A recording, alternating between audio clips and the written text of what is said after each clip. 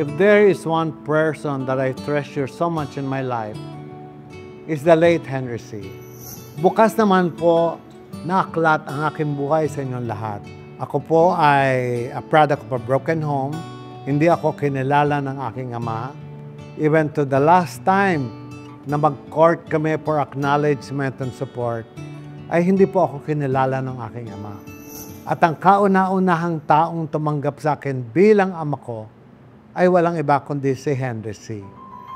Nung magkita kami, nagkwentuhan kami, kinuwento ko sa kanya kung ano ang buhay ko. At ang sabi niya sa akin, huwag ka mag-alala, ako na lang ang tatay mo. Tawagin mo na lang akong Tatang. Yun ang gusto niyang itawag ko sa kanya, Tatang. And all throughout the time na magkasama kami araw-araw, siguro more than 6 months everyday magkasama kami, umiikot kami sa North EDSA.